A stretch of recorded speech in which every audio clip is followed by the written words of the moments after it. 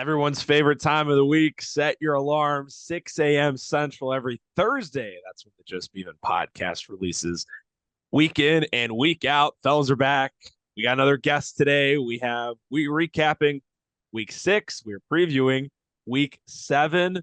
Some power rankings, picks of the week. You all know the drill by now. Andy, JP, the Beav himself back. Fellas, how are we doing? Big win for our Bears last night on Monday Night Football. It was awesome, man. Exciting times. Exciting times. We're 3-2, over 500, even though we were 4-2 last year, and everything felt good. And then we lost 11 in a row, and it's looking like we're going to start 4-2 again this year. So hopefully we don't follow the same trend. But yeah, last night's win, especially with the refs absolutely doing everything in their power and having to listen to Troy Aikman for 3 hours. Shout out to Caleb and the boys for getting the win, and shout out Jake Moody, really. Yeah. Hey, Big time. You look great, guys. I mean, granted that one kick did get blocked, but I mean, personally, I don't think it was his fault. He went 4 for 5 last night when we need him most. Actually, I mean, he showed up. Yeah. I mean, a big moment for him. And maybe you were right, JP. I know we talked about this. Maybe you just need to change a scenario, whatever you want to say. I can't even say the word fuck. Scenery is the word you're looking for, Drew. There you go. Rough day for me. Rough fucking day. Good, better, best, boys. Good, That's right. better, best. Let's get into it. This was an exciting week in the league. A lot of crazy stuff going on. We have 6 matchups to recap by ourselves. The last one is going to be with our guest for the week. And like we usually do, JP, we're going to start off with your matchup. You got to take on Jack Bauer this week. Good week for Jack. He posted 96. You take him down by 44 points. Your instant reactions to improving to 5-1. Scored 140.86. I had 2 different guys leave their games. Marv left, I believe, in the middle of the first quarter, which was unfortunate after he got concussed, which was just brutal to lose him that early. And then Njoku exited in the third quarter. Him and Fannin had 0 points apiece going into the third quarter. Then they both started to get heavily involved, which was awesome. I was unfortunately one of the many viewers of that game. And let me tell you, it was unfortunate to be watching that game because it was terrible. But for fantasy, it was fun. Fannin finished with 20 and Njoku with 8. I only bring that up because I would have scored probably 150 plus if they end up finishing that game, if not more. Would have been the second highest score this week. So unfortunate that I don't get to claim that title for this week. But yeah, I mean, given the fact that we're missing a lot of our key guys, I mean, that goes for everyone in the league, though. Injuries are really stacking up this year. I know we talk about it every year, but usually it's like a select few superstars and then like depth guys. But I mean, just on my team alone, and we'll talk about it when we get to your team, Andy and Drew. We've been talking about it with CD and Mike Evans for weeks. But Lamar out, Bowers out, Kyler out. Jawan Jennings is playing through 5 broken ribs. So it's just the injuries are starting to stack up, and now Marv might be concussed, and Njoku did a hamstring, which you never want to see. But good win for the boys. Was happy to get out of there, and I won't even lie. In the early window, Drake May came out and threw 2 touchdowns in like 6 minutes, and I was like, all right, hold on. No one's scoring any points in fantasy today. Is Jack gonna go for 115 and I'm gonna score 108 and lose? Like, I was genuinely worried just off Drake May alone. Obviously that didn't happen and I blew him out, but Drake May gave me a scare. It quickly settled in that Jack still has to start Ollie Gordon and Chris Brooks, but happy to get a win. Happy to move to 5-1. Yeah, JP, you had a great week. 140 points. I just want to fill in real quick. Drake May, he's looking like the second best quarterback in that class. He looks stellar, guys. Second year, he looks great. Diggs, not a great week for him, but I think we've talked about this before. He's kind of gonna be like guy that splashes one big week and then he's gonna have 2 down weeks. I still think he's got it in the tank. He showed last week against Buffalo, but I think he's just gonna be one of those hit or miss guys. Yeah, sorry, I'm going to jump back in real quick. That was also something I meant to mention, that he had a 62-yard catch that got called back. So that kind of helped, or that kind of absolutely dampened the week. So that was that holding call or whatever, right? That got called back. It was actually PI on him, but it was super soft. Something like that. Yeah, I know what you're talking about. Trust me, we saw our boy Rome last night, so I know all about it, and even Colston Loveland. Anyways, JP, I just got one quick question for you. Are you officially worried about Tony Pollard with how bad that Titans offense is? I have faith in my boy Mike McCoy. I don't think it was. I mean, yes, the offense is a problem, but I think it was more so a Head coaching problem. Brian Callahan Yeah. issue, and I think Mike McCoy is going to right the ship. I honest to God think he's going to get the offense going a little bit here. So I believe he was San Diego Chargers head coach at one point, and I think they were actually all right under him. I think he was the head coach of that team where they had the number one offense and the number one defense, but the 32nd ranked special teams that Who are we missed the talking playoffs. about?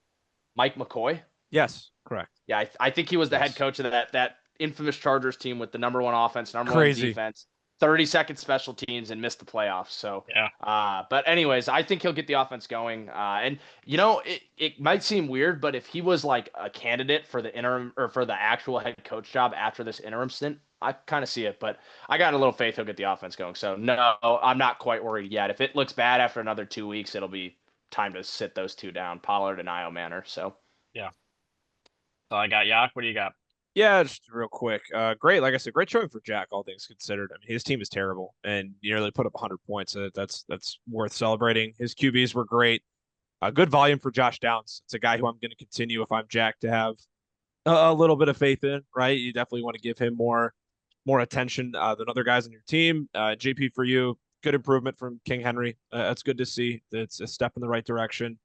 Fannin is that guy. I think we all kind of knew that, right? He's a beast, and props to you for putting up 140, dealing with those injuries, and not having Lamar, Kyler, and Jefferson, who was on a bye. So, good win for you. You did what you needed to do. Get in, get out. No questions asked. So that's all I got there. Oh, wrong button. For your Oopsie. matchup this week, as we continue to coast right along. Said some good matchups in the league this week. There's a lot to talk about, and everyone's going to get their shine. Everyone's going to get their airtime. And right here, Matt and Crook, and guys in this matchup for the week. And for those who have kind of been following along, what we're doing, along with looking at each team and how they performed, we're going to go around. Everyone's going to ask one question about each team. This is my game. I have a question ready for Matt and a question ready for Cam. Fellas, do we want to start with my question for the victor in Mr. Hendricks or in Mr. Crook, the loser in this matchup? Why don't we start with the loser? Yeah, I agree. All right, Cam Crook's question. As the tight end 2, Tyler Warren, is he the most valuable rookie in this class right now? And how important is he to Cam's rebuild? Yeah, that's a good question, Yak, because I don't know. Cam keeps throwing him on the trade block, so I don't know if he's actually Well, just. that doesn't mean anything. Well, I understand that, but I don't know if he's actually trying to look to trade him or if that's just bluff and that's just Cam Crook being Crook. So if something really happens with this trade deadline, which we all know how the phones get for the trade deadline, I could potentially see him getting moved at the deadline if there's an overpay for Warren. I really do. If there's like 2 firsts and a player, I really think he's gone. JP, what do you think? To answer the first part of that question, I would say, yeah, he probably is the most valuable rookie in the class right now. Given the fact that we are tight end premium, otherwise I would say it'd be Egbuka up to this point. But Genty has not looked very great. Tedero McMillan, unfortunately, has to play with Bryce Young, which is just so brutal, man. I mean, I feel so bad for him. I think if we're learning about stuff with pass catchers, it's not always about how good the guys are. It's the situation that they're in. Yeah, 100%. 100%. I agree. And then how important is he to Crux rebuild? He's the most important piece on Crux roster right now. If Golden gets going like we saw last week, and I only expect more to come from Golden, starting with Warren and Golden as your centerpieces for this rebuild, that's a damn good spot to be starting. Plus the picks that he has in the next 2 years, he could be easily competing by 2020. Yeah, the 2027 season, which it's far now, like when we talk about it, but it gets here really, really quick. So yeah, no, Tyler Warren, definitely the most valuable rookie so far. And I want to throw this out there too, like you said, JP, great point. He could compete in the 2027 season. Cam's got 5 picks in the 2027, so if he really wants to, he could pull a tie and retool this roster real He quick. could speed it up if he really wanted to. So I mean, that's something else to watch out for next year. We've seen what happens sometimes when you try to speed up a rebuild, though. I Just understand that. saying. I just want to Yeah, throw that. I yeah. just want to throw it out there. I also agree. I just want to throw it out Sometimes there though. sometimes good things take time. And then my Is it? question for Matt. Oh, what do you got, Drew? No, no. You're good. Go ahead. My question for Matt. Anthony brought this up last week as our guest that he saw Matt as a team that's stuck in the middle right now. How accurately do you guys think this holds up following this performance? And what does he do moving forward with guys like Josh Jacobs, who's particularly older? And I'll say this, Jamar Chase, not from an old standpoint, but he kind of sticks out like a sore thumb as to what are you going to do with him moving forward? JP, I'll start with you. Yeah, to answer the Jacobs portion of that, I've made attempts at Jacobs. I'll just be blunt and straightforward. Oops, I clicked off the matchup there. My apologies. But I'll be blunt and straightforward. Yeah, I've made offers for Jacobs since the summer. That hasn't stopped at all. And what I imagine is going to happen with Jacobs is Matt's not going to win it all this year, and someone is going to overpay for a 28-year-old, 29-year-old Josh Jacobs. Headed into, I believe, the last year of his contract in Green Bay. I think he signed a 3-year deal. That sound That's right? right. That's right. Yeah. Could, yeah. And so, not saying he won't be back in Green Bay, but I mean, there is always the chance that another team goes to overpay him, or he loses faith in Jordan Love and potentially winning a Super Bowl there, and he jumps ship to hell if I know the Chiefs or something. And we know the Chiefs just don't run the ball that much, and I don't think that would change a whole lot even if they acquire Jacobs. I still think they would run it more, obviously, but Andy Reid's never been one to have a run heavy scheme, and so long answer short, it's time to sell Jacobs, and the Jamar Chase thing at least got better with Flacco. But, and I hate to do this, it was a lot of garbage time stuff. They were already trailing by 2 scores when Jamar Chase started to get involved. I think Zach Taylor will act on that earlier and get him involved, obviously, more. It's like he was scared to let the 40-year-old quarterback play quarterback, which was bizarre to watch. But Chase will at least look better, and I expect him to hold on to Chase for the long term. Drew? Yeah. I just echo JP. Just great. I mean, Matt's just in the situation. I've echoed this every panel. I mean, starting Geno Smith at your super flex isn't going to win you a lot of games in this league. I mean, he's just looked god awful this year. I mean, that whole Raiders offense it's just not getting better any week. It's just they just played the Titans last week. Granted, they have a good defense, decent, whatever you want to say. I mean, but he still looked rough. I mean, it was just bad. I mean, balls getting batted down left and right. I mean, he just can't seem to get it going. So, I don't know, and I'm worried for Matt starting Bam Knight at running back. Obviously, Trey Benson will be Didn't back. have a bad week. No, he didn't. Found the end zone. Yeah, he Yeah. did get in the end zone, but it'll be interesting to see if Trey Benson's really out for 4 weeks or if that actually turns out to 7 weeks. So it'll be really interesting. Any other comments, guys, from this matchup? Crook. The one thing I did want to point out is Tez Johnson now without. I know he only had the one long ball for the touchdown, but now without Egbuka, without Evans, I expect Tez to get a little more involved on the outside there. So that could be something to monitor. And then the Cleveland quarterback situation. All eyes are on Dylan Gabriel headed into a matchup against the Dolphins this week. Could see Shadur sooner than later. So. Any closing thoughts, Drew, before we move on? Nope, just that I really do think Jacobs and Chase will be sold at the deadline. I really do. I think he'll blow it up. All righty. There you have it. We recap this later on with Luke, who will be our guest for the week. Oh, my apologies. And that brings us here. Uh, yeah, I've been thinking a lot about how I wanted to approach this, and I know it was been a hot topic of conversation for the week.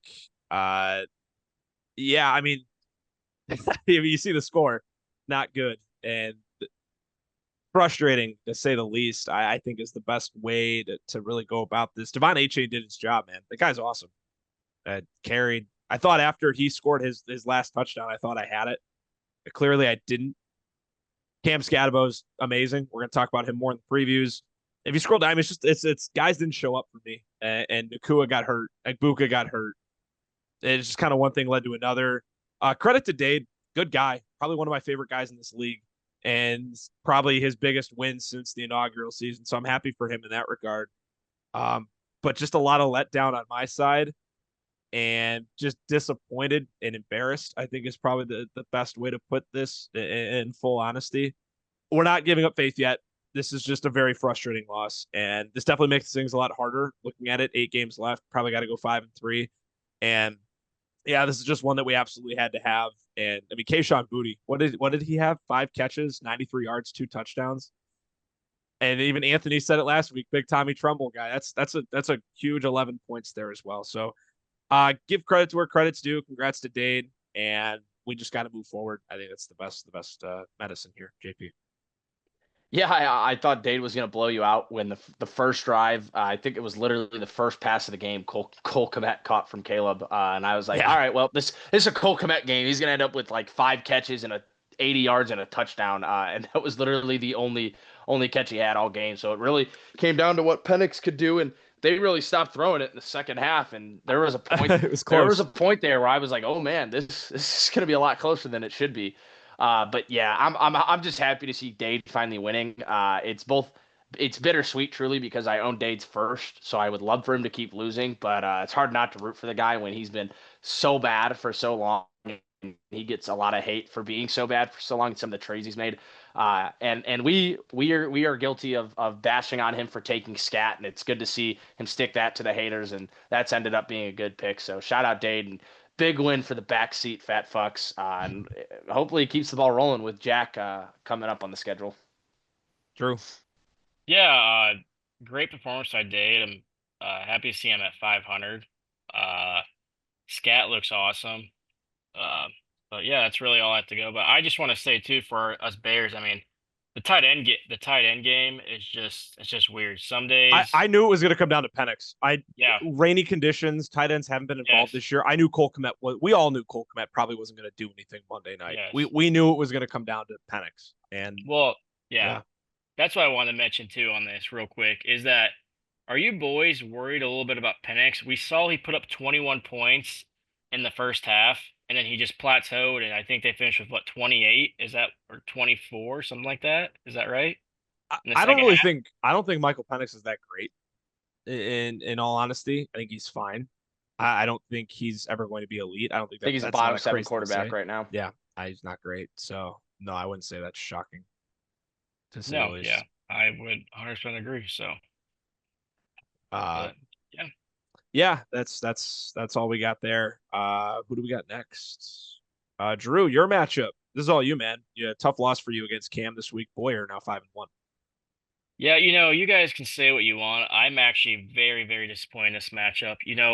They really, if you scroll down some, Josh Palmer, everyone says, oh, Josh Palmer, whatever, whoa.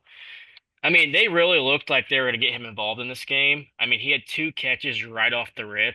I think he finished with 8 points before he got hurt. I don't remember. But like second play of the game, he had like a 47-yard catch, and I was like, "Oh my goodness, this is finally his game." I was finally waiting for him to break out, and then he gets like a 17-yard little slant, and then he gets tackled on the hip, and I just see him in agony. I'm like, "Oh my goodness!"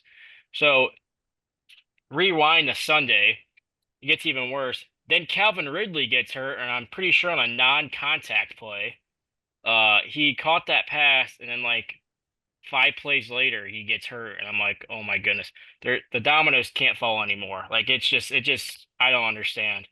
So I mean, just having 2 players getting hurt and then only losing by 20 points. I mean, I know this is a sad to say, but I really can't complain. It could have been a lot worse.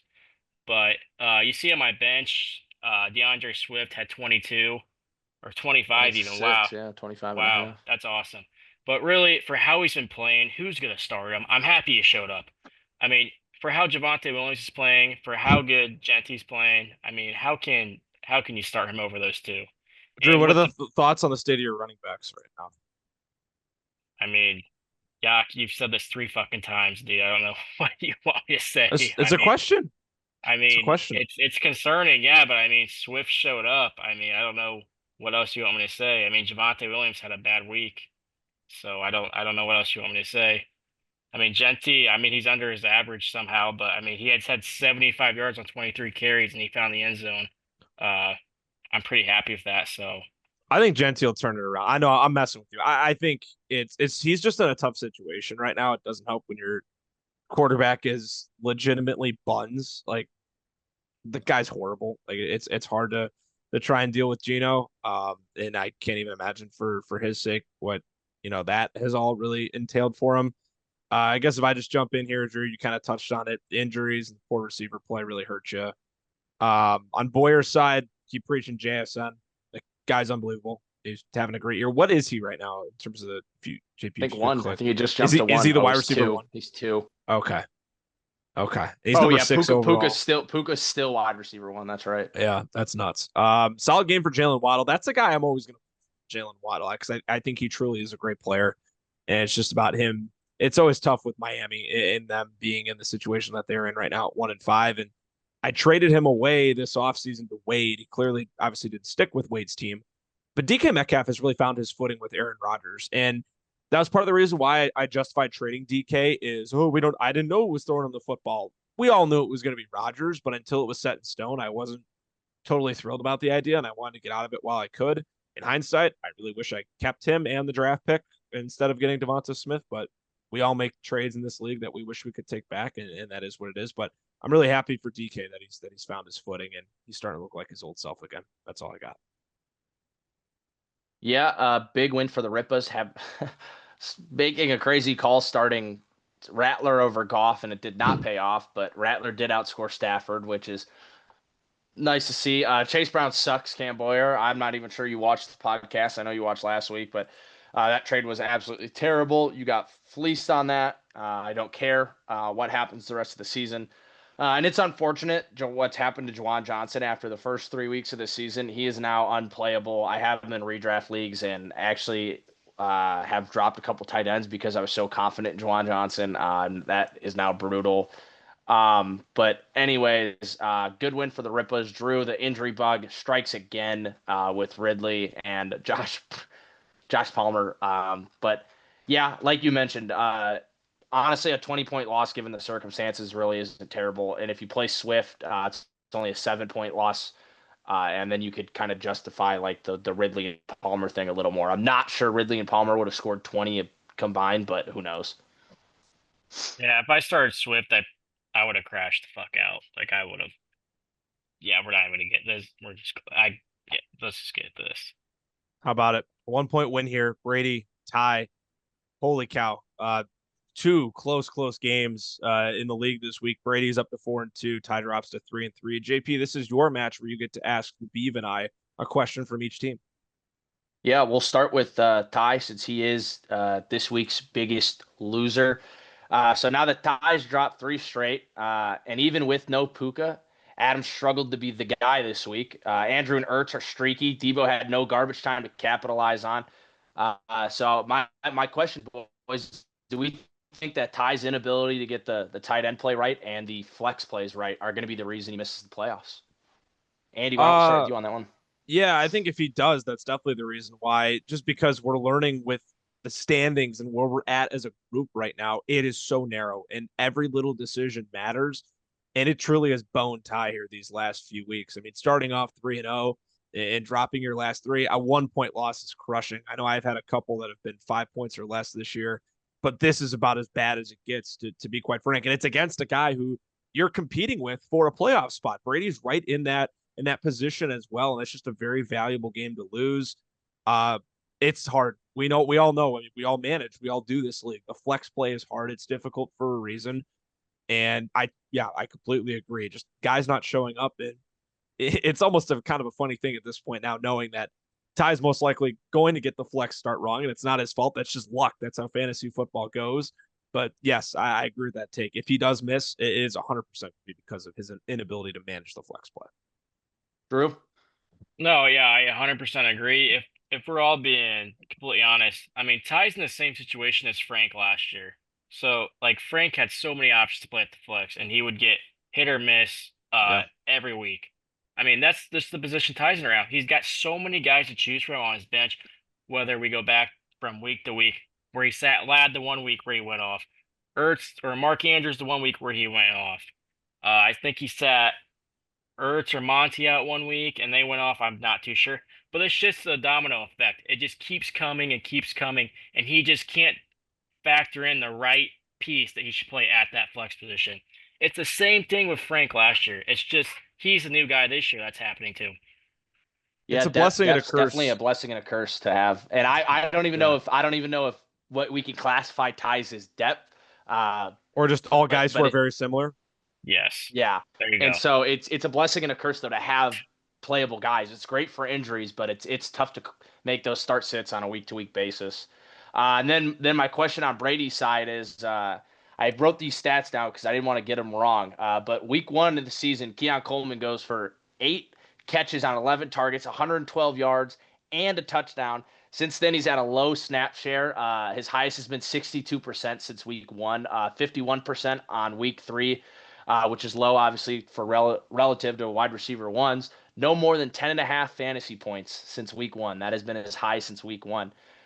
So my question is, was week 1 a fluke, or is that what we should start expecting from Keon Coleman? I can take it. I think it's a fluke for him, unfortunately. And I'm really bummed when I say that because along with JSN, the guy who I tried to invest a lot of stock in for the end of my redrafts was Keon Coleman because I truly believed in him. And I figured if someone was going to break through among all the young receivers in this Buffalo room, it was going to be him.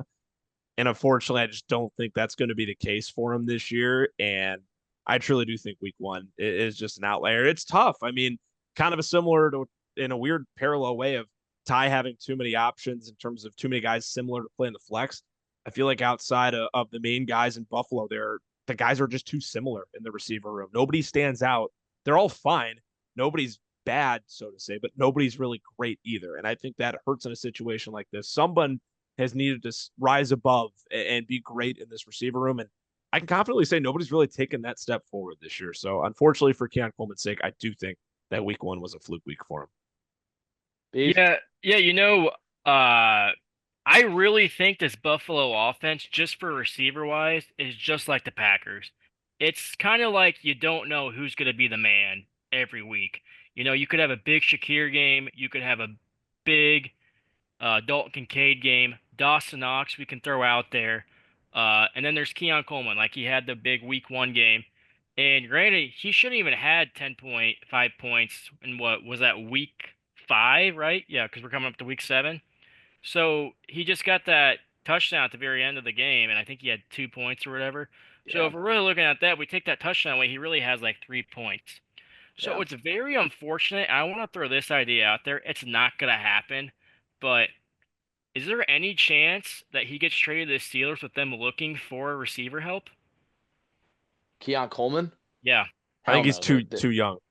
I Yeah. agree. It would be The awesome. only thing that I think would affect his fantasy value is if Buffalo trades for like Jacoby Myers. That would Well, be okay, but do you think Buffalo would do like, and I'm just throwing stuff out here just to see what you guys think. It's not going to happen.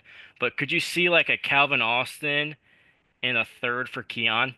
hell, dude. They took Keon in with what Like the third second pick in or the the second this is round. Yeah, early round. Yeah. I know. I yeah, just want You him to go to also the don't really Steelers see so bad. players and picks packaged together for another player, especially yeah, during the season. No, I yeah. know. I just saw that on Twitter today, and I just like to see him over there with how good Rodgers is playing right now, as much as I hate him. But I just want to see. He's a good football player, boys, and it just hates for me to see, and especially Brady, just to not see him getting production. I don't know what it is. I don't know. Because it's not like Joe Brady's a bad offensive play caller. I mean, he's great. I just don't know. I don't know. It Yeah, blows my mind. most definitely. I think if I have anything else from this matchup, Vidal's difference maker for Brady, back to back big weeks for Kendrick Bourne, solid QB play for Brady as well. On Ty's side, 50 points for the quarterbacks, man. That's all you can ask for. And I'm happy that if you look at Ladon Conkey last couple of weeks, we talked about him earlier in the pod. Ty brought him up when he came on as a guest. A lackluster start to the season. It's nice to see Ladon Conkey piece together some solid games. So that's what I have. General nuggets Yeah, outside of our I'm gonna questions. parade my Vidal take one more time for the masses. Called that game, said he was gonna be a beast. Still think he is a beast. And again, the Chargers should not have taken Omarion Hampton with Vidal rostered. And again, I hope he gets traded. Shout out Brady for an absolutely league-shaking win, though.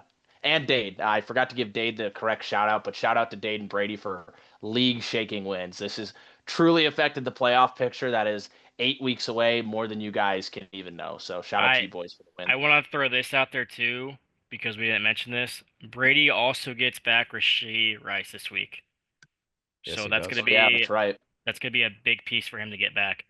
So just imagine, if I'm him, I'm benching Keon Coleman this week. If you're listening, Brady, I'm benching Keon Coleman this week. Well, actually, he's got to bench Keon Coleman because they're on the bye this week. So never mind. He has to. He has to. So yeah, bench Keon There you go. Coleman. Alrighty, one final recap before we get on to our guest here of the week and Mr. Luke Hunley. And this is just an ugly, ugly score. Jake Bad. taking down Wade 113 to 68. Gross. Drew, you have the questions here for each of these gentlemen. If you'd like Yeah. to Do you present want to those. go? You want to go with the winner, or I'll let you Let's start. decide? Let's start with the loser. We've been starting with the loser. Okay. So I got Wade's in a great position right now. Yes, he's 0-6, but he's still in a great position. He's traded off some key players. As you know, he has Rico with him, and he has Tua. Now, Tua's not looked great, but I want to ask you boys, come trade deadline, could Wade piece around some players and move them for some valuable picks, or even some players like an Alec Pierce, move him for something? Cedric Tillman, I know he's on the IR, but really I want to ask you guys for Tua and Rico, what do you think their value is right now?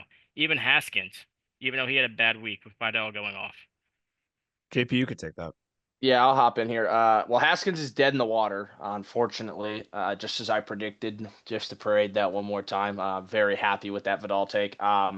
But I know he's actively shopping Dowdle. I can't believe Dade hasn't chomped at the bit yet. The price isn't too crazy on Dowdle. He's made me some really fair offers up until today. He sent me one of the worst offers I've ever looked at in my life.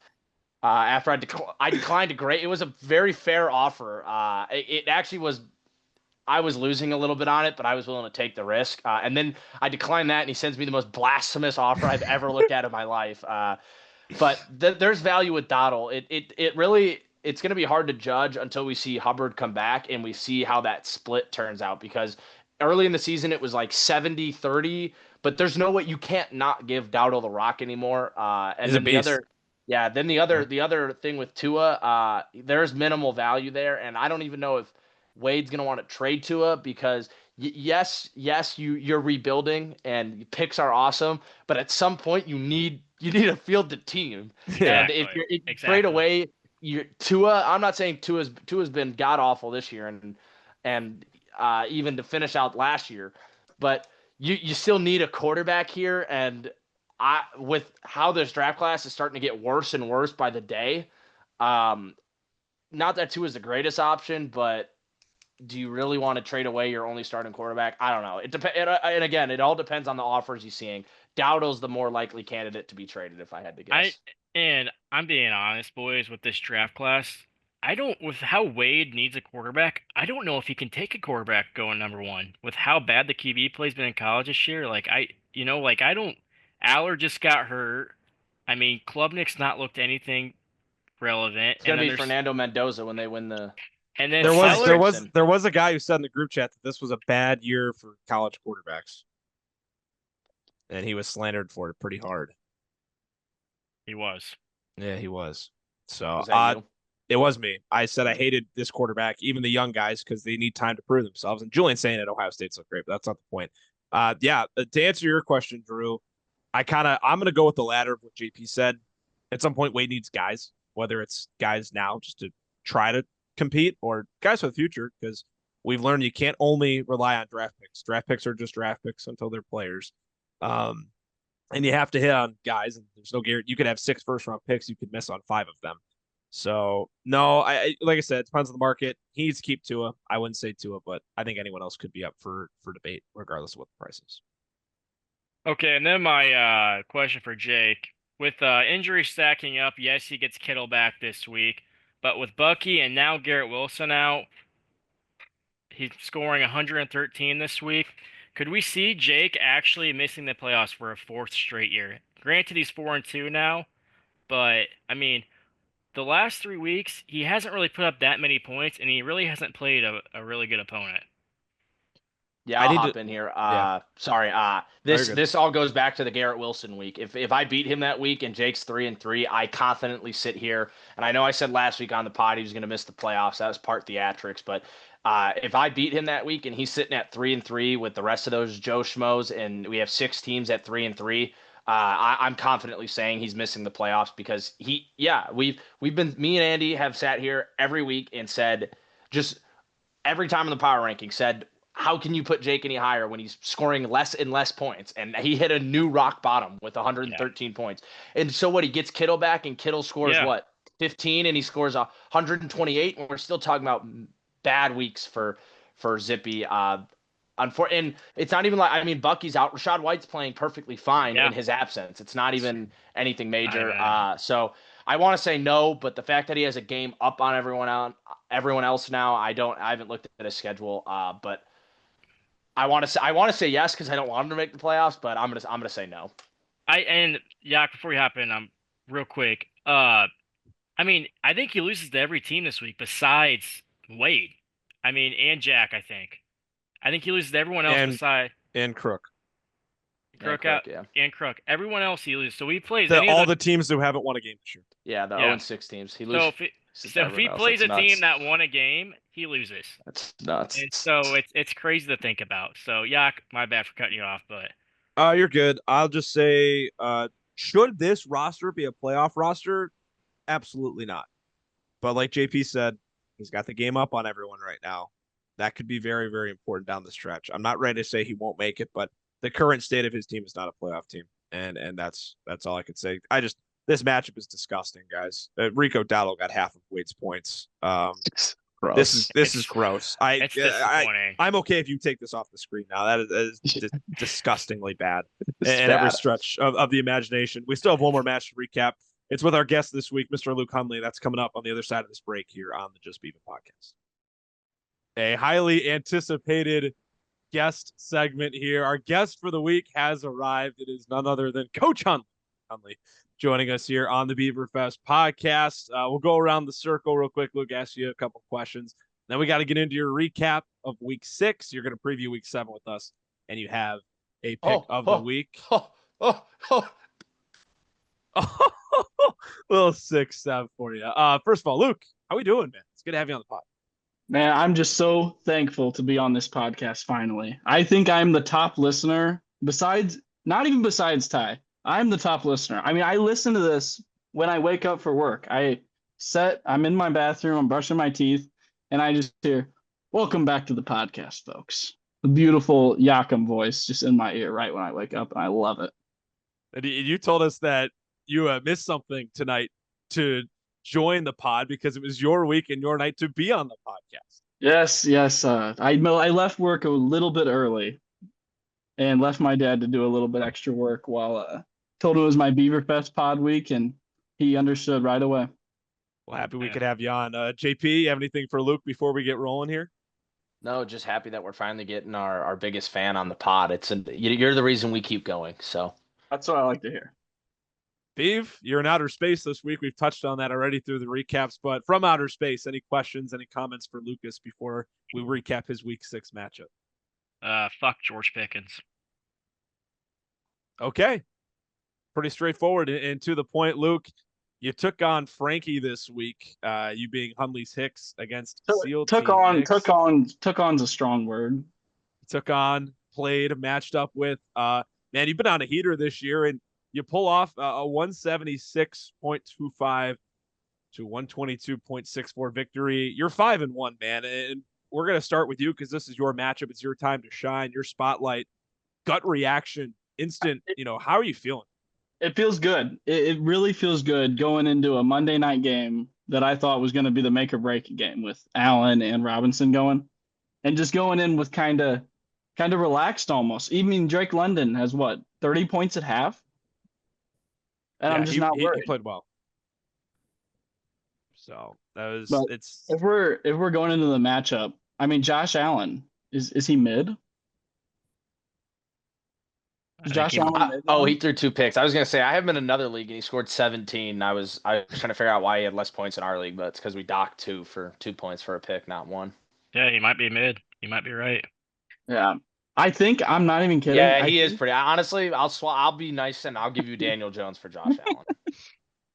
I think his foot's off the gas because he bagged Haley Steinfeld, however you say her name. Oh God. Yeah. And I think the rest of the team feels that, and that's why they've dropped these last 2 games. And I mean, Yeah. what the teams they've beaten have like 4 combined wins or something too. It's looking not good in Buffalo.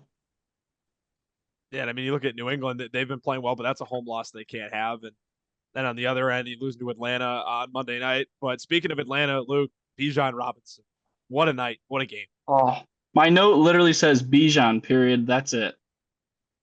I mean, Bijan is just he's amazing.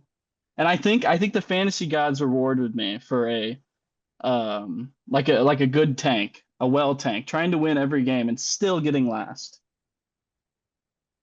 Yeah, it was in our inaugural season. You were the first one to complete the Fat Panda Challenge. Any other comments from your team, Luke, before I ask you and the panel my questions surrounding your team following Week 6? I am officially worried about DJ Moore.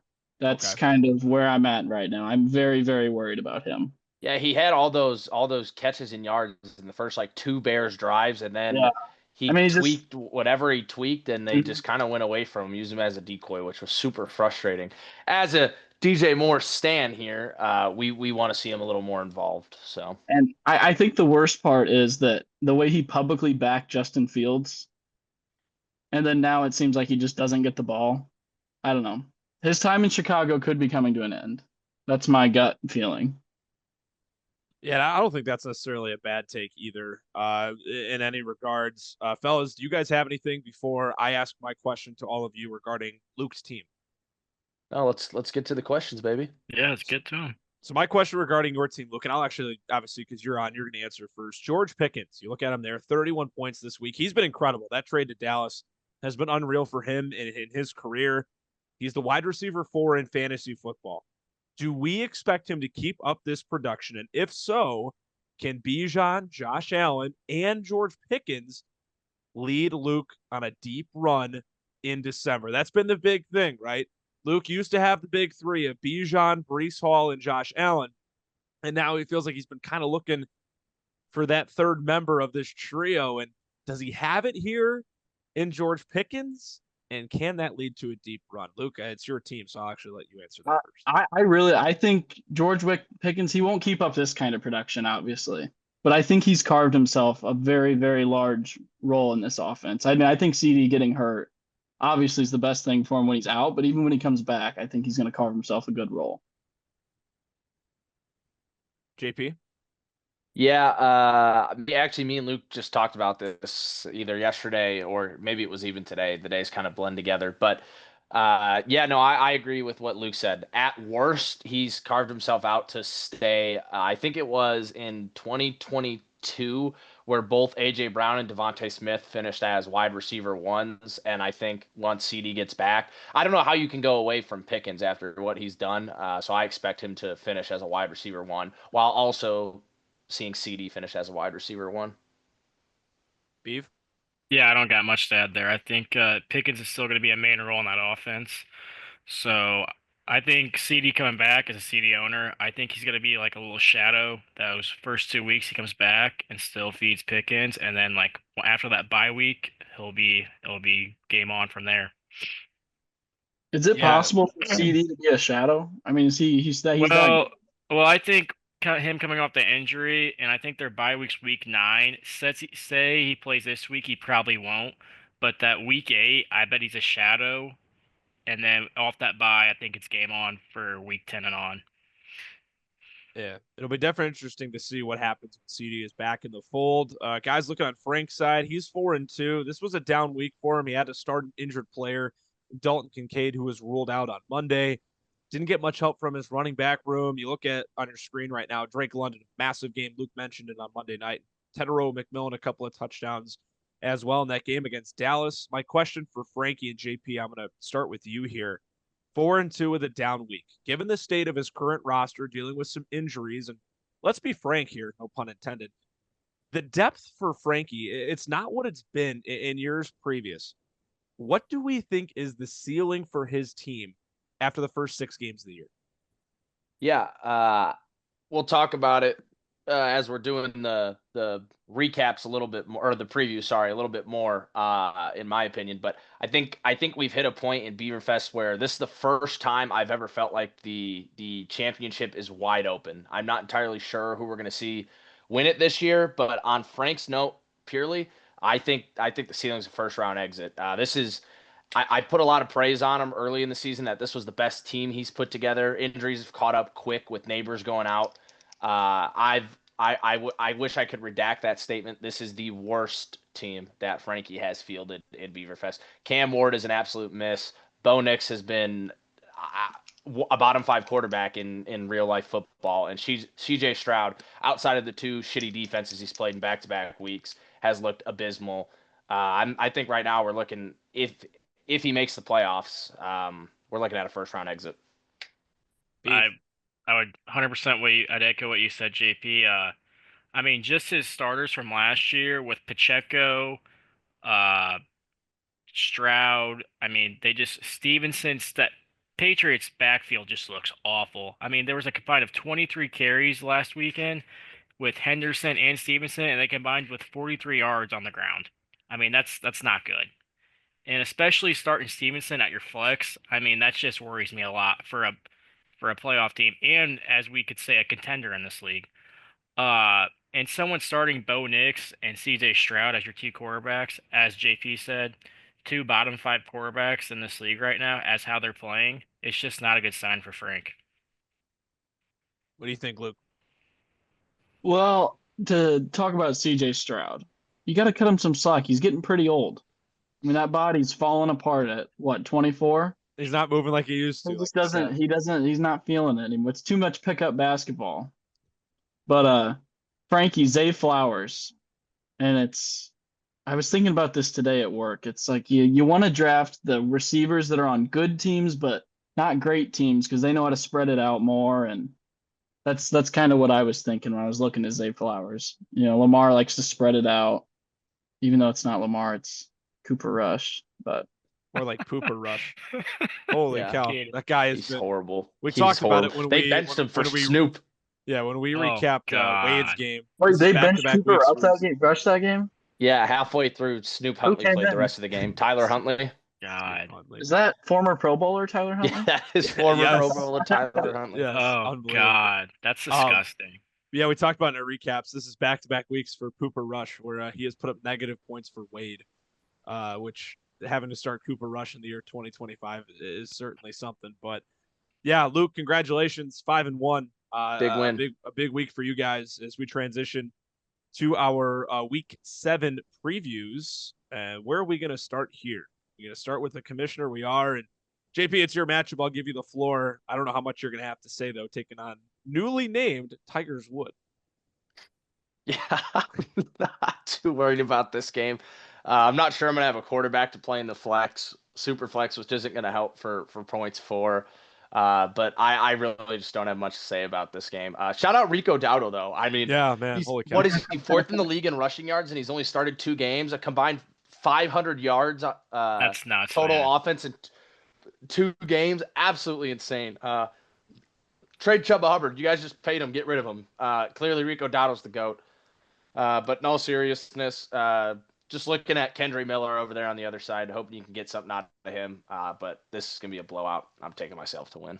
And what did Anthony Zaparo say last week about Rico Dowdle? Do you guys remember his exact words? I don't remember his exact. Oh, yeah. He's going to go for another 200, right? He said that, but he called him the truth. That Rico Dowdle is the truth. So, and he's shout out. We like to applaud our guests when they make good calls, and Anthony certainly did that. Yes, he did. Drew, what do you got here in this matchup? I just got nothing really, but I'm gonna take JP here. But I want to say shout out Alec Pierce for Wade. He's actually looking pretty good in a Colts uniform. He's not doing too bad this year. Chicagoland guy. Drew and Luke wouldn't know this high school. JP would, and Glenbard West graduate. His younger brother's Ivy League Player of the Year over at Princeton. So I love to see the local guys doing their thing. Right. But yeah, he's always an interesting, in his short career, he has been a very interesting fantasy guy. I feel like he's given owners headaches more than anything. I've never owned him in this league. I know if you look at his transaction log, he's probably been owned by at least 5 or 6 guys in this league. he's definitely an interesting case. Luke, what do we have here with this matchup? Next, JP wins. Next, abolish tanking. Next. Yeah, it's gonna be rough for Wade. Obviously, JP is gonna win. We talked about in the recaps. Big week for Brian Thomas Jr. last week. That was awesome for him to see. I have some Oh, redraft yeah. stock. He's back. I have him in redraft. He's back. Yeah, no, I'd like to see that go more. But it's the stupid international games. Hate those with a passion. Things seem to be always completely different from a fantasy standpoint. Saw it with Brees Hall last week. That's also just the Jets being terrible. But yeah, no, it's that is tough. But hey, looking to see what he can do to keep the line moving here in week 7. We just talked about Frankie. Luke is your opponent last week. He gets to play your good friend, Mr. Cam Crook in Golden Shower. And Luke, we'll let you start here with preview this matchup once again. One that shouldn't be particularly close, but as we learned with my matchup against Dade last week, we're never going to count chickens before they hatch. So your thoughts here with Frank taking on Cam Crook? I mean, if I'm Frankie, I'm very worried about Kenneth Walker. I mean, I drafted Kenneth Walker in a redraft fairly high. And truthfully, I didn't realize how much of a committee it was. But he's fallen off very hard. I'd be worried if I was Frank. Cam's team, it's a team. Not much else to say, to be honest. I hope Shadur gets a start. I want to see a Shadur start in Beaverfest. Yeah, but yeah, I'm taking Frankie, but not by enough to win back the United Center from the Farmers. But he's still gonna win. Can I just make a comment too, real quick? After seeing Frankie having his Seahawks and his Texans, I get for TV and stuff. 9:00 Central Time for a Monday Night Football game is just disgusting. Brutal. That's horrible. This is the second one. This is the second one.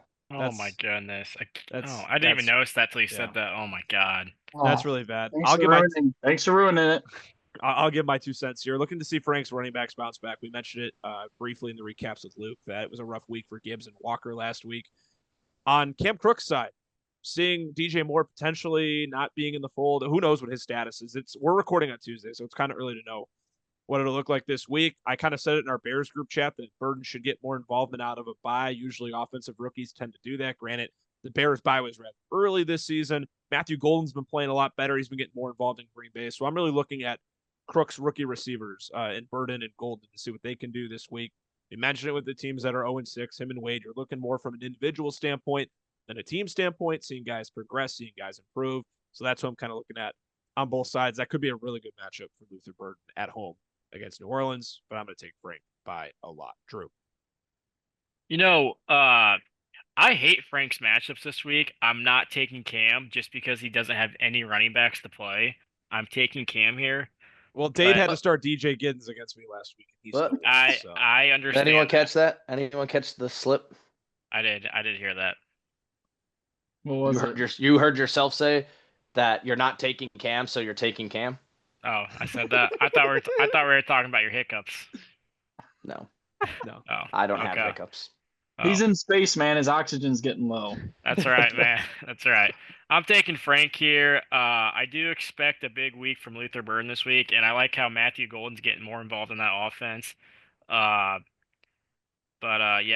I'm taking Frank here. I don't really have much to add here. If Cam had any running backs, I take him, but I'm taking Frank. Yeah, I echo the thought of Drew. If Crook had any playable running backs, I'd feel more confident taking him. I actually like Tez Johnson a lot this week with Evans still probably out and Egbuka likely to miss time. I think Tez Johnson is going to play a much, much bigger role this week in the offense. Unfortunately, I'm not taking Cam to win, but I am going to take him to cover whatever this 55-point spread is. Love it. Hey, I want to add one more thing before we get off this matchup. If Dylan Gabriel looks terrible against this awful Miami defense, and we'll get more into it on the recap, I think it's time for Shadur. I'm going to say it. I think it's time. I don't think Gabriel's going to look bad. Well, I'm just saying, if I hope he doesn't either because I do like him, but if he looks Talk about bad, an all-time stink fest, by the way, guys. That game is going to reek. Yeah. I'm hoping for all of us in Pick'em. If for all of us in Pick'em, that's going to be. I might just look. That's a nuker. That's a 15 on Browns. Trust. Wow. If that's the only game on YouTube TV, I'm going to be in shambles. Guys, keep your picks till later. Okay, moving on. This is gonna be a good matchup here, guys. And Luke, it's yours, so we get to start Oh, with you. yeah. A rivalry week for you. Now I know we did North versus South week 3, but this is a rivalry matchup for you, man. This is the war on Route 4. I think the Yeah. biggest rivalry is just Bryce Young versus Justin Fields. Yeah. 12 o'clock prime time. And that's amazing that they're playing against each other. Yes. Actually, this is great. Luke, your thoughts, man? Just initial right off the rip. This is wow. Fields has to have a good game. I mean, he can't have negative 10 passing yards. Well, we'll say it was jet lag. I mean, Fields just has to turn it up in the fourth quarter or whatever he does. I love Bijan, primetime Bijan. I love that. I think that could single-handedly win me this week. That primetime Bijan. ETN against the Rams he's cooked. International So too. Screwed. He's so screwed. Well, that Rams front line on defense is just phenomenal. I mean, they only send 4 guys and they're still getting pressured. It's just they're awesome. Yeah, they're awesome. I mean, I'm starting Chig Okonowo.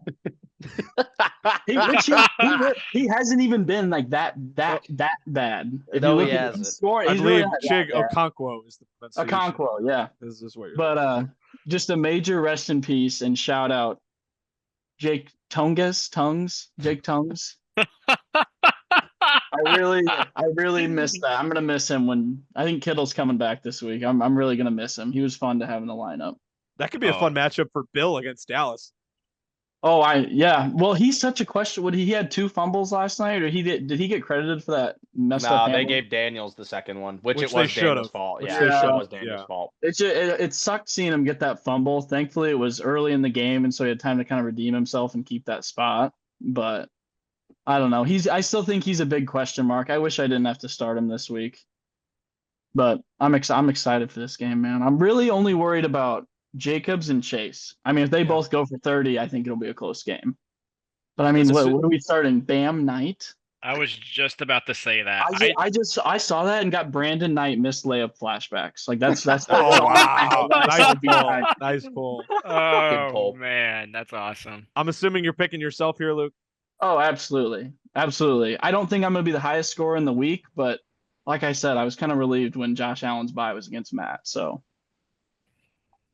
all right, JP, who do you got? This is a good matchup. Brother-in-law or Coach Hundley?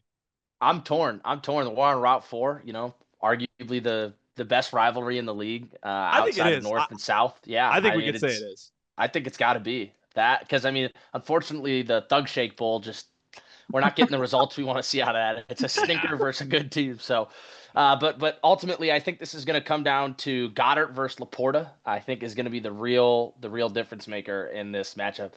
Ultimately, though, just as Matt's nicknames say, Geno Smith, ass. Bryce Young, horrible mini-sized version of ass. And Justin Fields also is ass. But that Carolina run defense is ass. And so Justin Fields is going to run all over their ass and have 30 points. Justin Fields is going to be the reason he wins. I cannot believe I'm supporting Justin Fields. Give me Hundley's Hicks in the war on Route 4. Down with the ginger regime. Down with the thank good. Also, can I just say thank goodness he changed his name from Chase These Balls. That was one of the worst. I think unanimously it was the worst name in the league. I think Anthony said something too last week. It was unanimously the worst name in the league. Yeah. I'm gonna take Luke as well, even though Matt's favored, and it feels like just for the fantasy gods, Luke, that you're due to lose another game.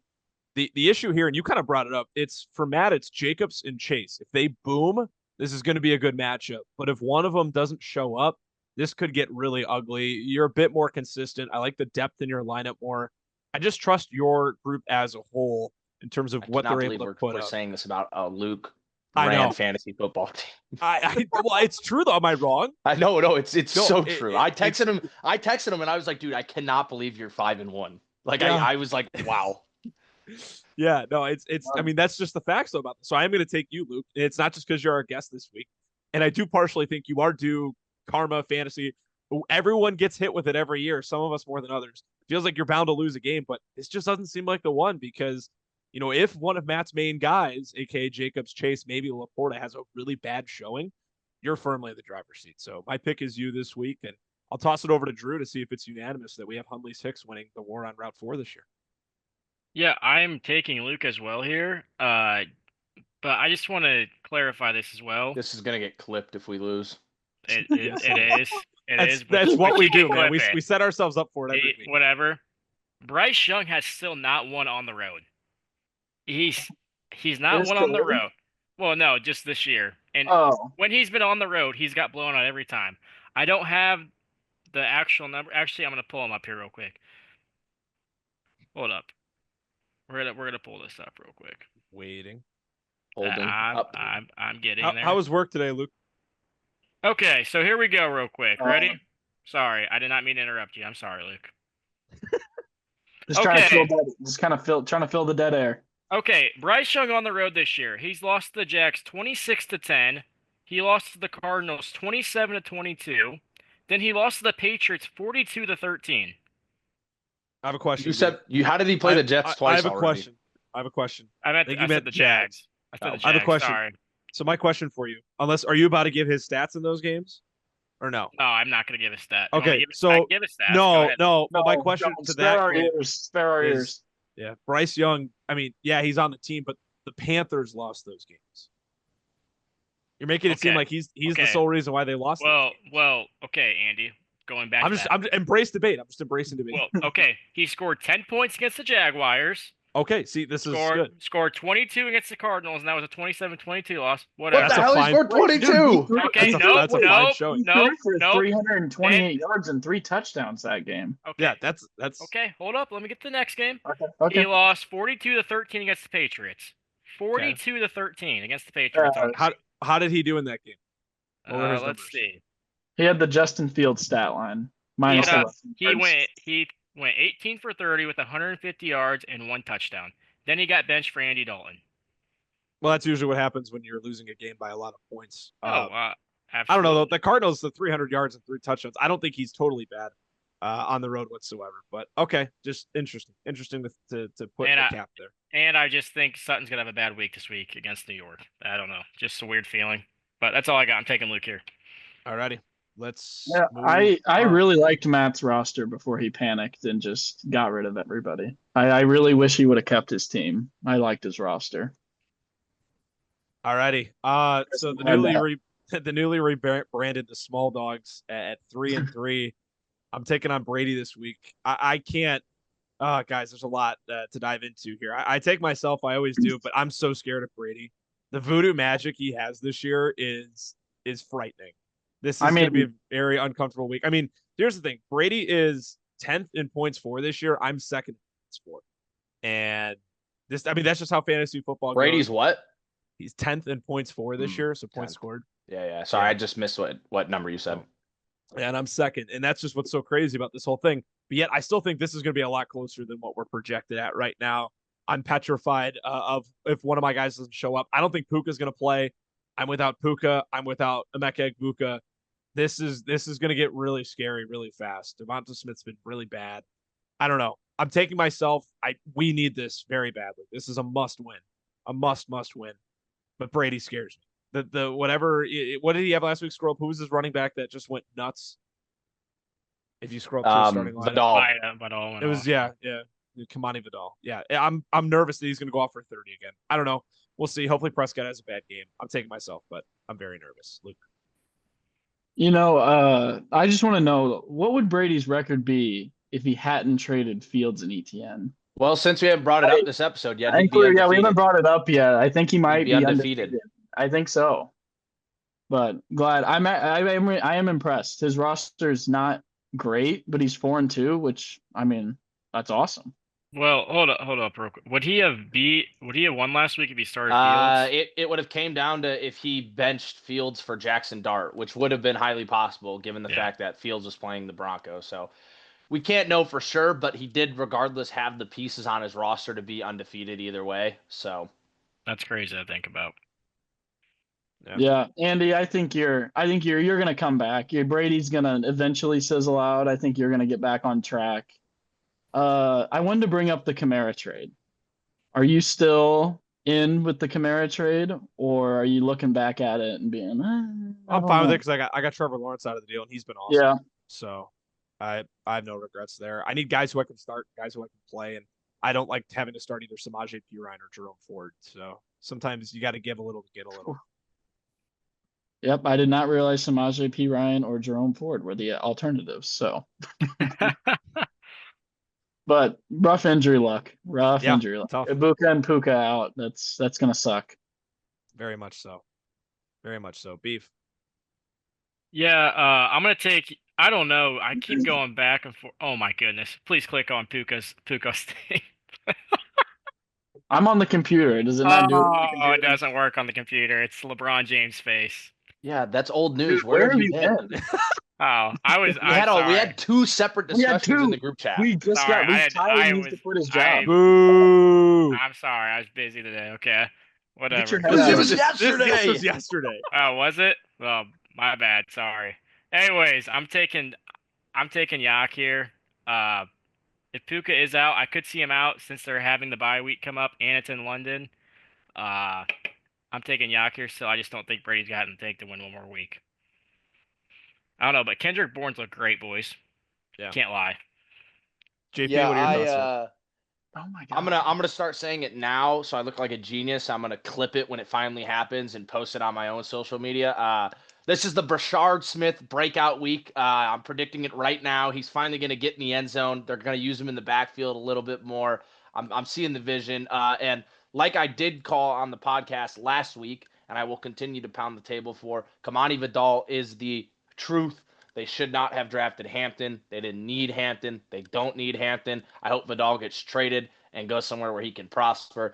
Maybe a little Jacksonville next season, and he can go out there and be the GOAT with Liam Cohen as Travis Etienne ends up playing for the, I don't know, whoever the worst team in the league is, the Tennessee Titans. Probably the Jets. That would be my luck.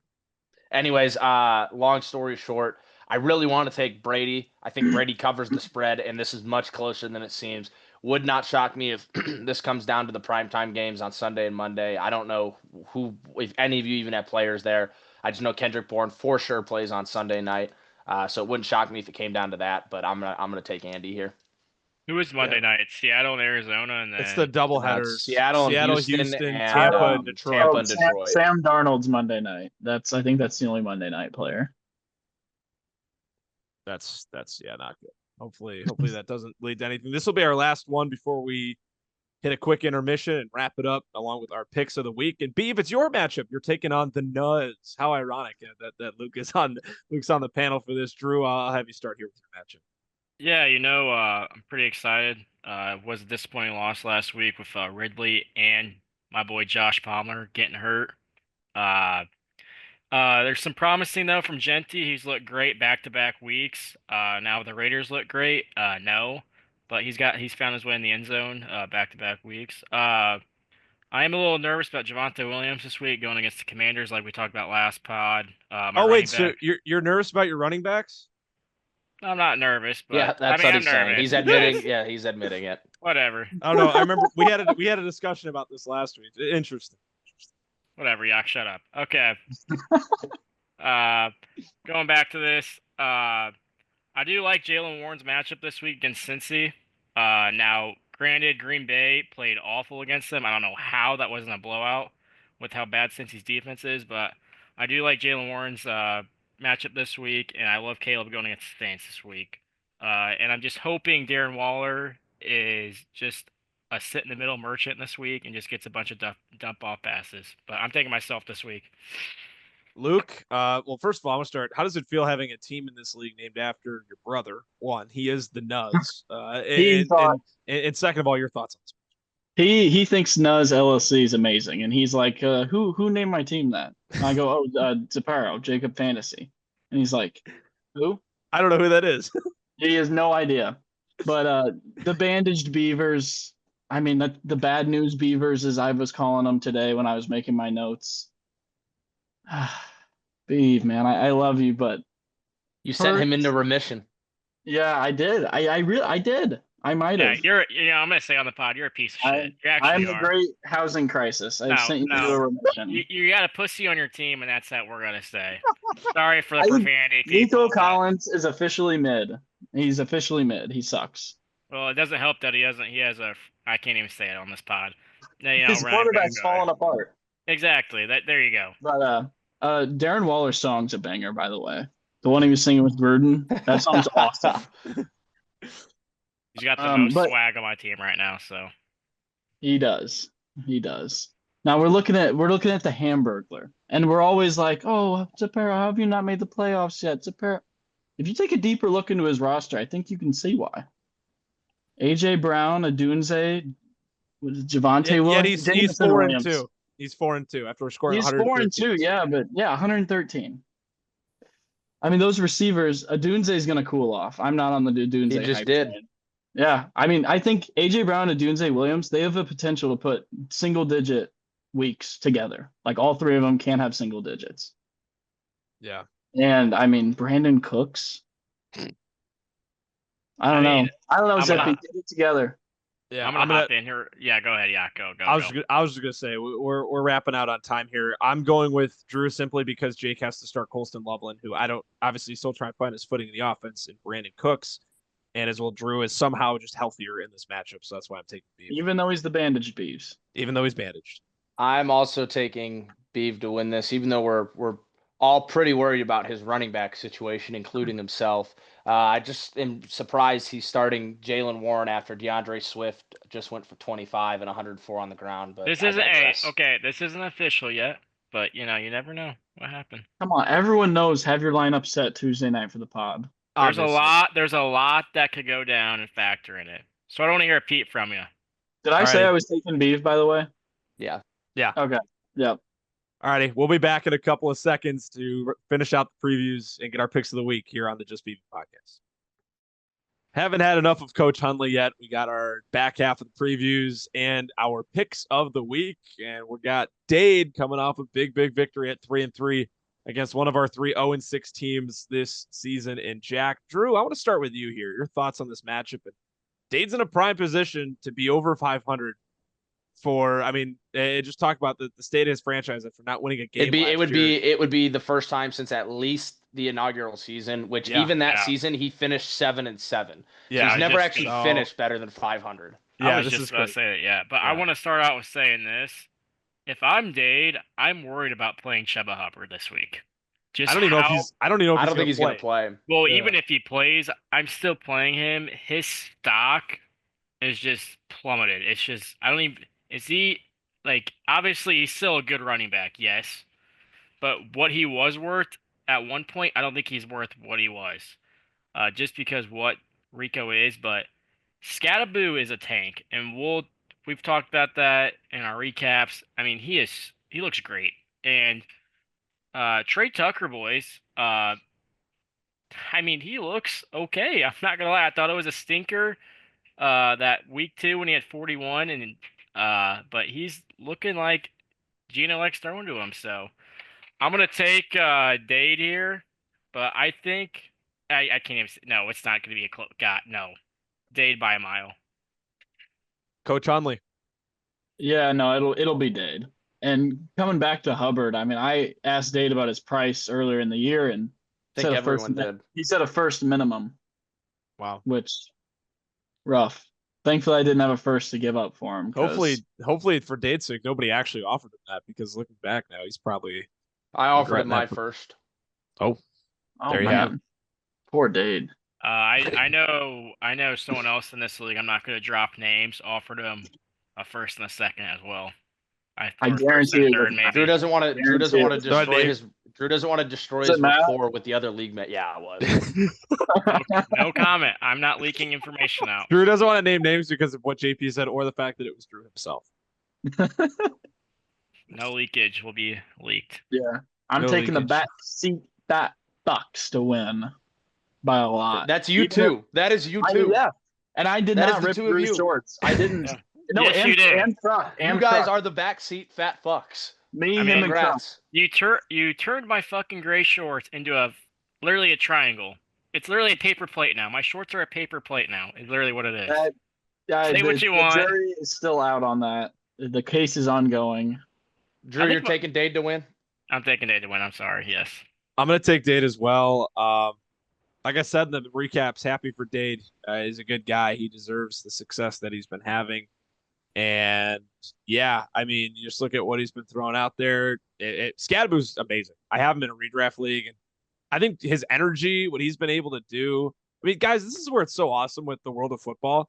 All of us watching college football last year, we knew Cam Scadaboo was great. I think everyone who watched college football knew Cam Scadaboo was great. And I want to cue JP in here because when him and I did all the mock drafts and the prospect rankings and stuff, right? JP, what's always one of my big things I like to say? I value the combine stuff, but I value game tape a lot more. And this is a prime example of a value. You can play the sport. Exactly. And Cam Scadaboo, he can play the sport. He's a psycho. He is banging his head in the walls. Like, this guy is psychotic. I love it. I know we're bashing Dade for picking him over other guys. He needed a running back. I scrap all that. It's a home run play. He's fantastic, and I just hope that Scat doesn't have like a 3-year run in this league where he gets concussions and he'll play himself out of football because of how wild he is. I hope it's a longer career than that, but man, this is a fun ride for him right now. And yeah, I don't know. That's a long-winded way of saying I'll take Dade. He's going to be 4-3. I can't remember if I said it on the pod last week or if I said it socially with Brady over the weekend. I honestly can't remember, but I said instead of blaming Dade and Crook for passing on Emeka Egbuka, why don't we start blaming Ty and Frankie for taking Caleb Johnson and Jaden Higgins over Warren, Scat, Golden, and Egbuka? Why don't we? That's what needs to shift here because poor Dade and Crook are getting thrown under the bus for passing on Egbuka, but they both hit on theirs with Scat and Warren. It's Frankie and Ty. And so anyways, you can even throw my name out there of Henderson right now. So yeah. See, so there we go. I don't want Crook with Burden. I mean, the list keeps going. But yeah. Anyways, more importantly for the sake of the matchup, if Jacoby Brissett gets to start, it's my upset of the week, baby. Give me may need beers here. Only if Jacoby Brissett gets a start. I'm taking him to win. This is the Christian Kirk game. Book it right now. Take the overs. Take the touchdown scoring. This is the Christian Kirk game. I expect to see the Texans to be playing from behind a lot of that game. They're going to have to throw. Christian Kirk's getting involved, working. I imagine Witherspoon's probably going to be shadowing Nico Collins. The rest of that Seahawks secondary is absolute dog shit. Tariq Woolen might be the worst corner in the league. Christian Kirk, breakout game. Josh Downs getting involved. Taysom Hill's finding the end zone versus the Bears because it's always some scrub running back who we despise. It's always some terrible player, a.k.a. Luke McCaffrey yesterday. That was wide open. Wide open. Always works out Holy like that. cow. Wouldn't even shock me if Chris Brooks gets garbage time catches versus the Cardinals. Dude, I love every time since I've... This is all premised on if Jacoby Brissett plays. If Jacoby Brissett is not the starter in Arizona, I'm taking Dade to win. I was just going to say, not that I watch Green Bay football regularly, but ever since I've kind of not made fun of the fact that Chris Brooks plays for Jack, ever since I've done that, I at least hear Chris Brooks' name once on a Packers broadcast. Most of the time, he's making a tackle on special teams. But yes, very, very, very funny. Nonetheless, we now round out our previews for the week. Luke, a fellow 5-1 team here, and Cam Boyer, Jack and the Rippers taking on the Typhoons. Ty's lost his last 3. Luke, you're our guest. This is our final preview. We're going to start it with you. Is Ty going to fall under 500 and lose 4 games in a row? Oh, absolutely. I'm taking my neighbor, Jack the Rippers, and JSN, awesome receiver. Great year. Jonathan Taylor, awesome year. I mean, you can't say enough good things about Cam's team, except for Chase Brown. That was terrible. Chase Brown bad sucks. trade. That was horrible. Trade. I know I have no room to talk on trades, but that was bad. No, you're not even starting him this week. You're in this league. Oh. Then we go on to the other side, the Typhoons. No, not the Typhoons. They're I had a name for them. What was it? The Typhonies. Yes. The Typhoons. They disappear in big moments. Just Mahomes has been awesome though. Luke. Quarterback 1. I mean, he's getting saved by random MVP years from Baker and Mahomes. I mean, we weren't even projecting either of them to be as good as they are. Debo Samuel, a name I hear all the time in the pod, sucks. His running back room is Judkins so slow. Samuel's so slow. That's not even Judkins is good. J.K. Dobbins is a rough start every week. But yeah, no, I'm taking Cam in a blowout. Blowout. Wow. Yeah. What are you talking blowout? I was gonna say before 30 plus points. I mean, it's gonna be bad. Wow. I think it's gonna be bad. I don't think it's gonna be that bad. I'm taking Boyer as well. This has been once again, I talk about myself. Last week wasn't fun. Probably the least fun I've had in this league in a long, long time. But I couldn't imagine losing 3 in a row after starting 3. That is such a. I feel for Ty. I really do, because he came on Especially the pod. one of those to Brady. Yeah, and he came on the pod and he was and super. I was understandably super excited. Did we have him on right after he was started 3-0, JP? Yeah. Yeah, it's just this pod is not a curse. This is a good luck pod. I like to think so, but not for Ty. I feel for him. For his sake, I hope he gets back on the horse and wins one this week. But Boyer's team is just too good, man. He's the top 2 team in this league without a doubt, and I don't think that's going to change this season. And he's just got too many boom guys. I've talked about with JSN. I say it every week. So high on him coming into the year. I have him in 2 of my 3 redraft leagues because I had a feeling for his sake. No more DK, no more Lockett. That room is his. Sam Darnold's going to love him. That has been the case this year. I think he has another big week. I love DK Metcalf on Thursday Night Football against Cincinnati. That team has just been such a tough watch. I like Cam's matchups, and I like Cam's team. I'm going to take Boyer. Yeah, I'm also going to take Boyer here. I love his matchups. I love Kyron going against Jacksonville. I love JSN going against Houston. Michael Pittman especially, and JT going against that LA defense. They've looked awful. I mean, especially in the second half, boys. I mean, this Chargers team just breaks down the second half. I mean, I don't know what it is.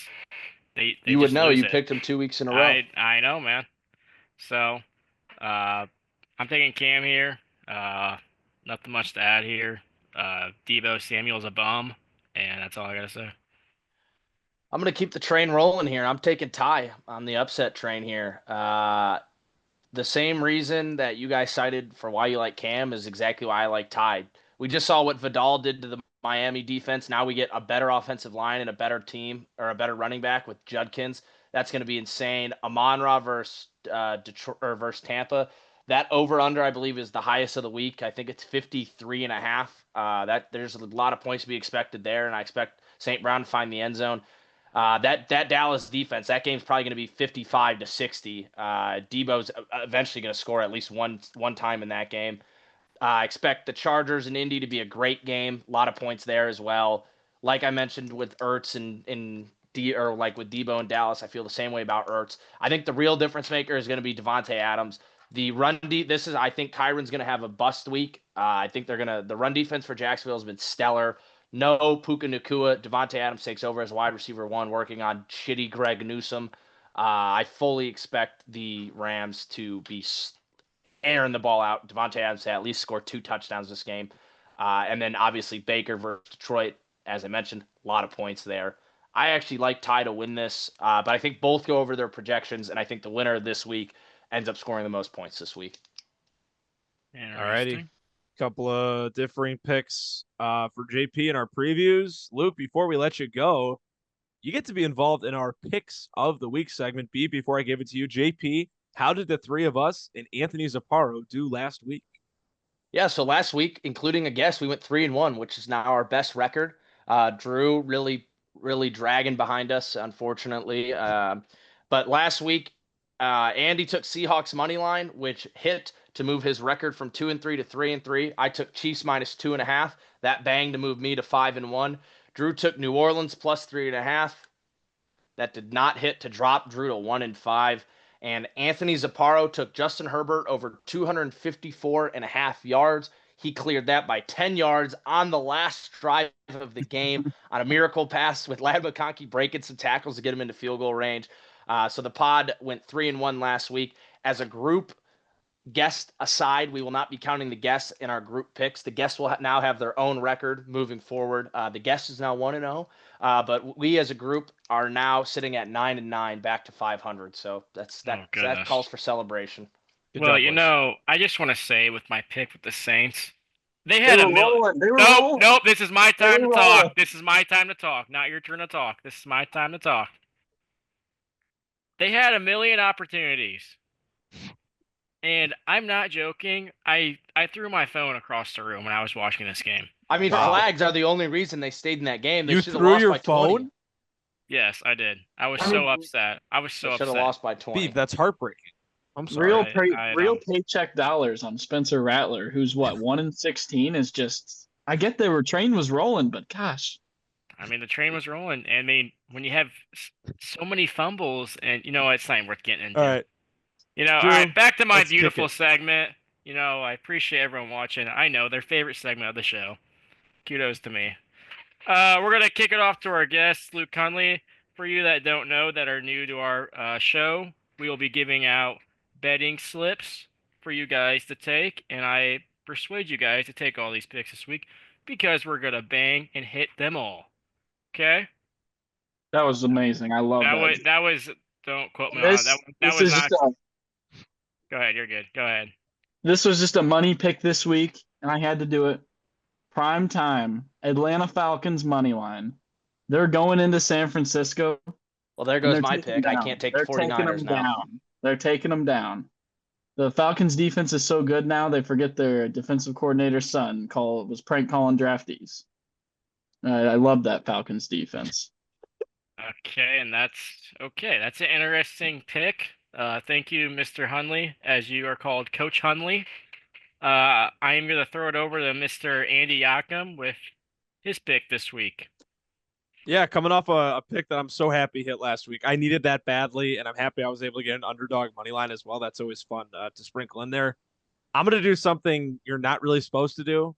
You're not supposed to bet on your team. You're not supposed to pick your team, but I'm going to do it this week. Bears -5.5 at home against the Saints. What a gritty victory for our boys last night. And can I just say, every possible chance the referees gave for us to lose that game were there. We wholeheartedly deserved to win that game, and that shouldn't have come down the way that it did. We had a touchdown wiped off the board. I could go on for days. What did I say at the beginning of the year about the Saints? Saints are not a good football team. We saw that with B's bet last week.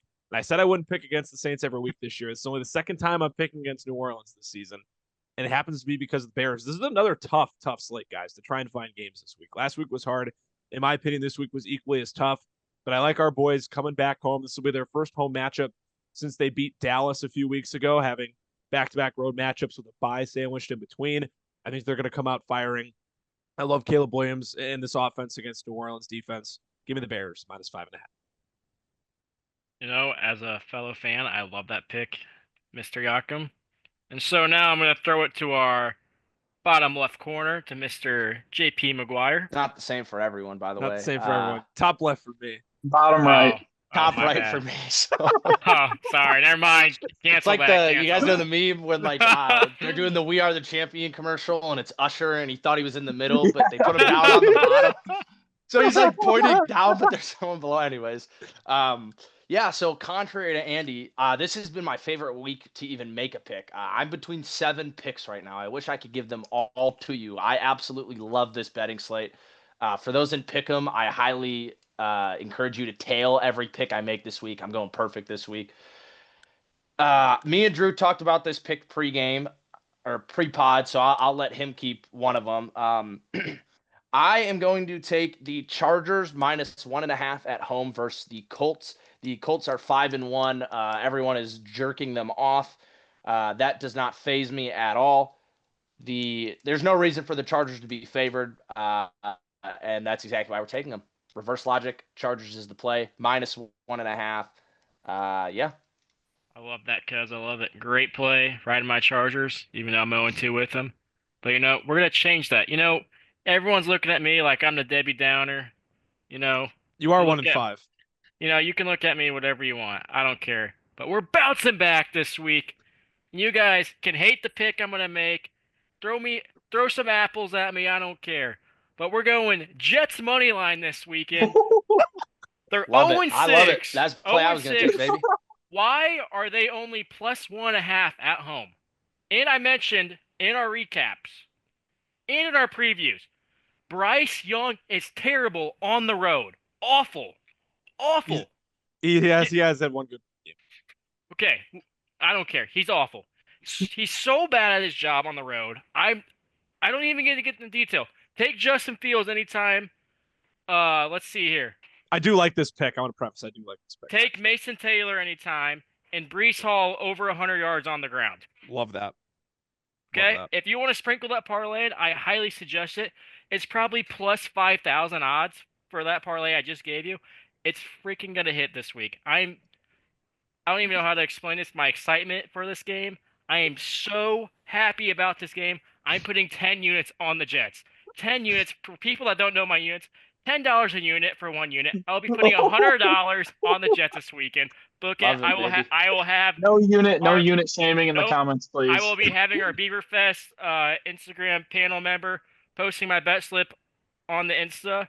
For people that don't believe me, I will be throwing $100 on the Jets this weekend. Wow. I have not seen fire in Drew's eyes like that in a long time. This might be the That most was fired up beautiful to guy in the watch. That was country. beautiful to watch. That was amazing. This might be the most fired up guy you're going to see for Panthers Jets week 7 ever. I love it, Drew. So once again, our picks this week. Drew's got the Jets money line. JP Chargers -1.5. Luke's got the Falcons money line on the road. Sunday Night Football against the Niners, and I have the Bears -5.5 against the Saints. Luke, it was a pleasure to have you on, man. Thanks so much for taking time out of your Tuesday night to join us here on the pod this week. Looking forward to seeing how the rest of the season shapes out. We will have you back on along with the rest of the league. Thanks for having me. I loved it. It was awesome. The trade deadline show. You will be back on the pod very, very soon. Thanks for joining us tonight, man. I love it. Luke Hunley here on the Just Beavin podcast, wrapping out the show with our power rankings on the other side. Luke, thank you so much for coming on and being our guest here this week. A whale of a time. That was a good segment, boys. We got a lot out of those recaps and as well our picks of the week. I feel like we got 4 winners. I really truly do believe. But as we did, it was fantastic. But as we have done, and we did last week with Anthony coming on as our guest, we are now rounding out the show with the power rankings this week. Some spite was definitely thrown into these power rankings, but when are they not? Let's be real here with this league and how we truthfully treat ourselves and our friends. JP, for the first time in a while, we have movement everywhere, 1 through 10. The only places we don't have movement are, shocking, 11 through 14. Yeah, when I was putting this together, there were some big risers and some big fallers. But just to kick it off, shout out to Andy for putting me at number 1 this week. Drew, I'm not sure if it's spite or what it is, but leaving Boyer at 1, even though I would have outscored him if my guys played the whole games. But that's neither here or there. I think it's far and away that me and Boyer this year have been the 2 best teams, at least consistently. And so I think we definitely deserve the spots. Big shout out to our guest, Luke Hunley, who is finally getting the praise from the panel. I think this is by far his highest ranking, not only individually in the ranking, but by all 3 of us. I don't think any of us have had him even in the top 4 prior to today. So big shout out to Luke. Then Frank, somehow, who we kind of bashed earlier on the podcast, moves up a spot. And I think that's more so because we moved people down spots. And Beav, you fell victim to moving down a spot this week. Anything to add on you dropping a spot? I mean, it's minimal from 4 to 5, but you don't look too happy down there in space. No, I'm feeling fine about my team. Like I said, losing the Boyer by 20 only and having 2 players injured, you can't really complain about that. It could have been a lot worse. And I'm hoping to get CD back this week, like I mentioned, and maybe even Mike Evans. But time will tell, and we'll see how it goes. Yeah, I want to give a big shout out to my division, the Suits and Soil. If we just block off 11, 12, and 13 there, we're sitting pretty good with 4 teams in the top 6. So what I thought was going to be a cakewalk of a division, which it still is with those bottom 3 festers, the other teams have really come to play ball. And Matt Hendricks, with I believe his highest ranking since the preseason rankings, jumping up to number 6. And wow, I'm actually shocked. I didn't realize till right now that I gave you the most love, Matt. I think we said last week, JP, that Matt was going to stay landlocked at 9. Every time we say someone is landlocked, dude, the next week something happens, bro. It's inevitable at this point. But Matt, being our second highest riser, moving up 3 spots.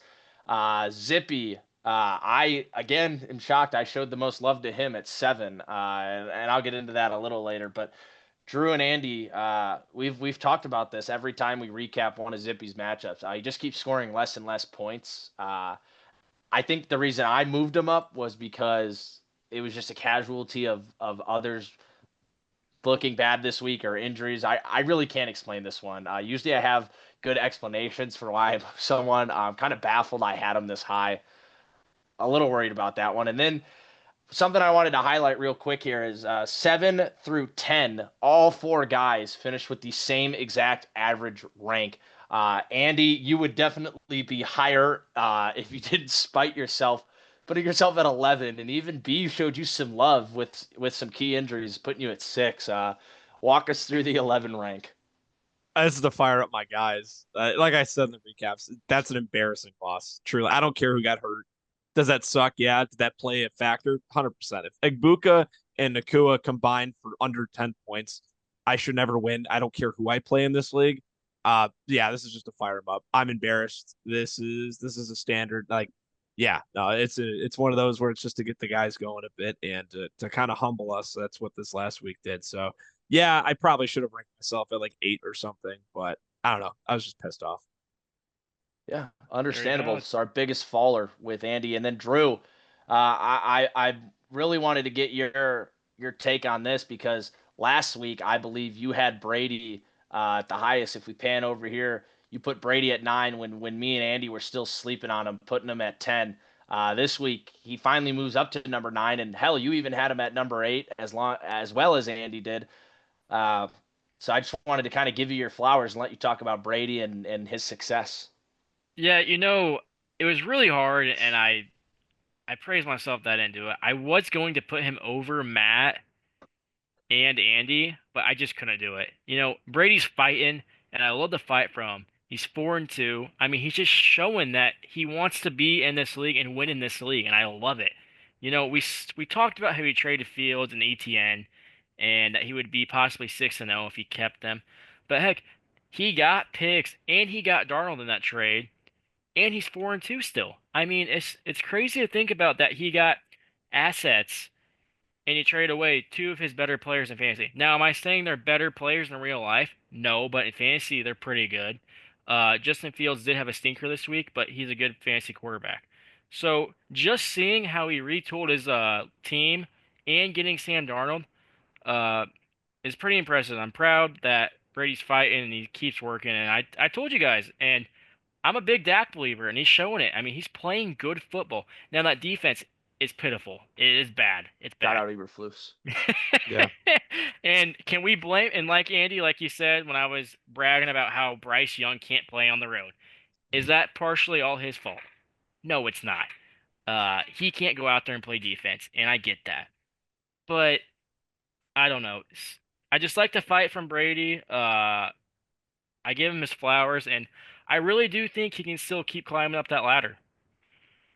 Yeah, I think it's fair to say.